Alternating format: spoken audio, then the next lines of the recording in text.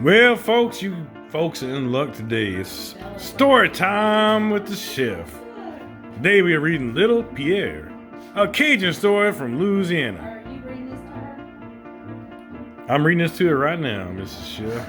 I'll put this one up. Join us. And read this one. You look really sweet.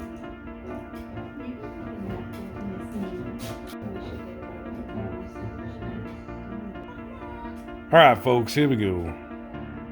There's your illustrations. Look at that little tiny bottle. For a tiny baby.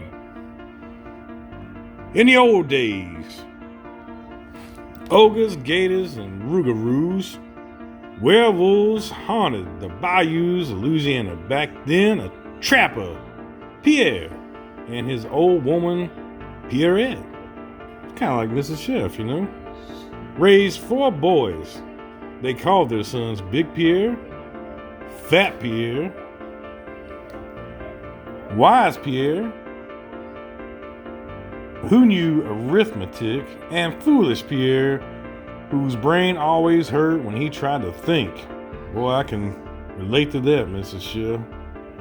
When another brother came along, Pierre said, "He's so small, I'm gonna call him Little Pierre."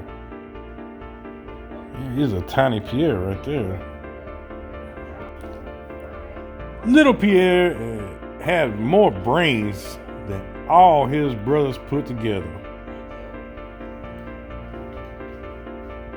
His mama and papa loved him, the last child. They called him Heaven's little gift. His brother called him Runt. They didn't like Little Pierre because he worked hard from the time he could wash a dish or lift a hoe. The others were so lazy, they ate breakfast, dinner, and supper in the morning. This saved the trouble of sitting down and getting up more than once. Well, I can relate to this too, Mrs. Shell. I think they wrote this book about me. Then they said, it ain't proper work after supper, and sat in rockers on the porch all day. I bet they were playing bones. Little Pierre helped his papa catch catfish or trap muskrat, which is the only way the family got by. Well, Little Pierre is all up in that muskrat.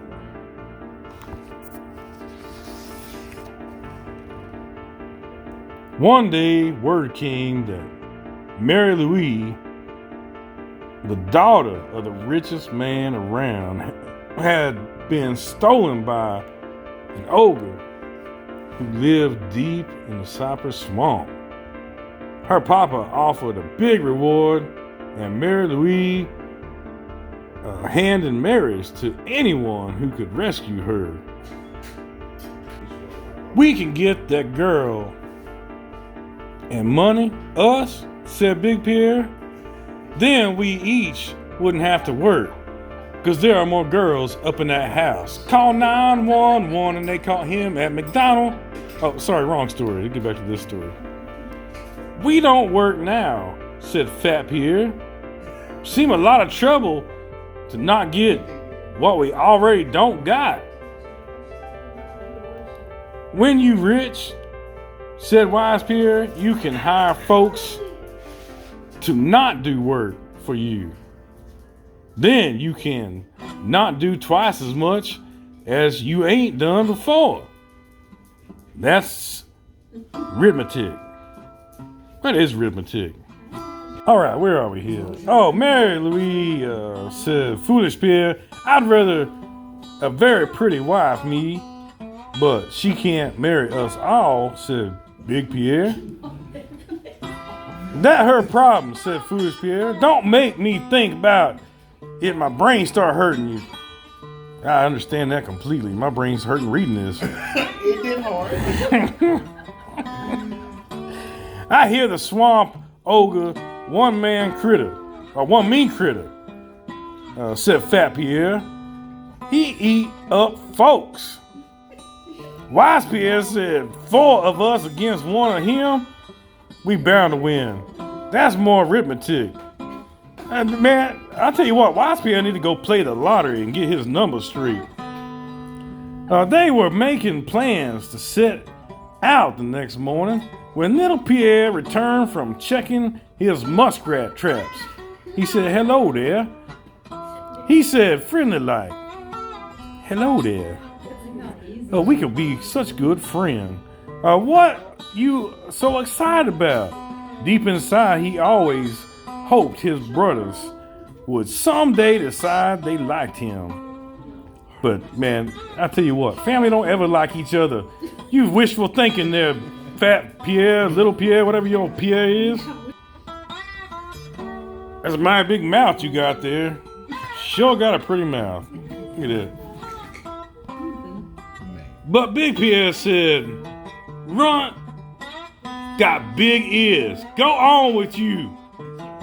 His brother kept quiet until little Pierre went to feed the chickens, but he knew there was up to something. So he decided to watch them closely.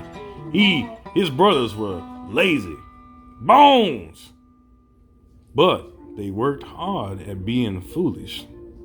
Little Pierre knew sooner or later he'd have to help them out of a big hole. That's a pretty big hole there. That they dug themselves for themselves there. See, I mean, I don't know if they dug that hole, but that is a mighty big hole there. This is really creepy looking. Yeah, the illustrations are interesting. Very.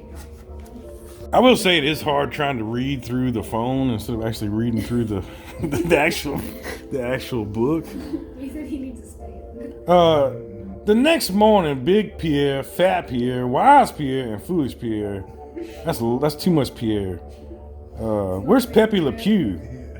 Got up and went when the rooster crowed.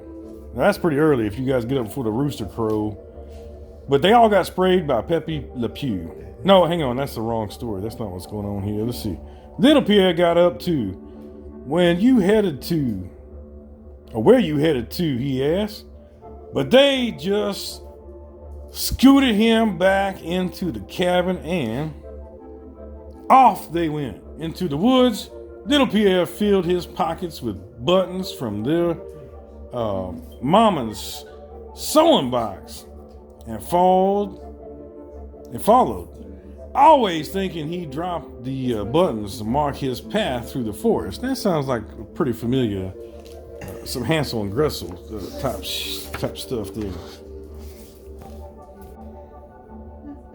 So we're gonna stop right there for story time, and next time we come down here to visit Granddaughter Chef, we'll continue on from this part. If you guys enjoyed this type commentary, leave me a comment below, and we will continue reading if you guys like this. If not, we won't never read it again.